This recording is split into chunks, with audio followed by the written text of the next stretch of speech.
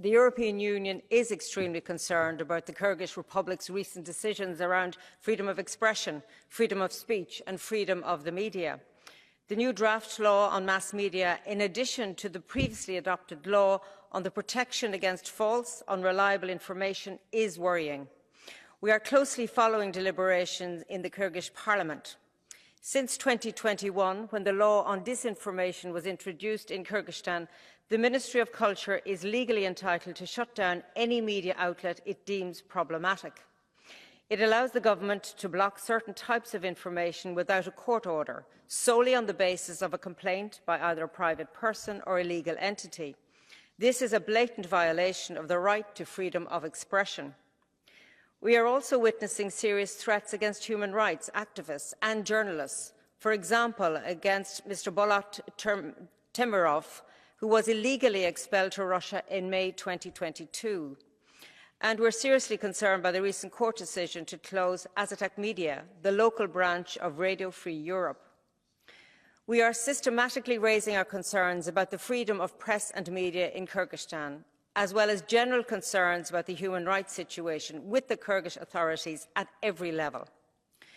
During the annual EU-Kyrgyzstan Human Rights Dialogue in September 2022, we expressed strong concerns about the negative trend for fundamental human rights, notably the shrinking space for civil society and the increasing pressure on freedom of speech. We also raised a number of individual cases, including those of the journalists Mr. Bolot Temировgo and Kamil Reziev.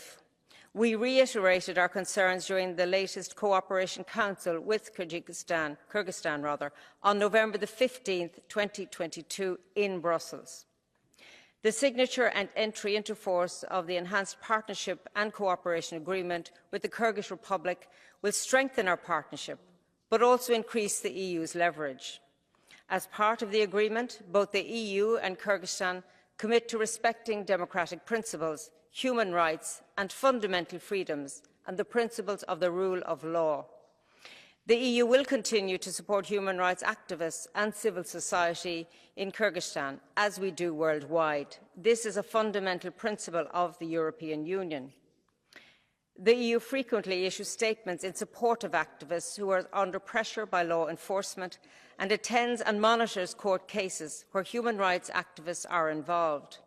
In the last 20 years, we have provided more than €30 million to projects related to rule of law and human rights. For example, with our ongoing Monitoring for Justice project, we are supporting the Kyrgyz state and civil society in putting in place monitoring mechanisms to improve scrutiny of human rights compliance, identifying protection gaps, and continue to effective enforcement. The EU delegation is currently also evaluating new proposals for additional EU-funded civil society initiatives. At the same time, the Kyrgyz Republic has committed to upholding universal human rights internationally. And as a current member of the UN Human Rights Council, it bears a special responsibility in this regard. Honourable members, let me reassure you that the EU will continue monitoring developments in Kyrgyzstan closely, and we will continue calling on the authorities for accountability if they do not respect fundamental rights enshrined in the country's constitution, its laws and the international conventions it has signed up to. Thank you.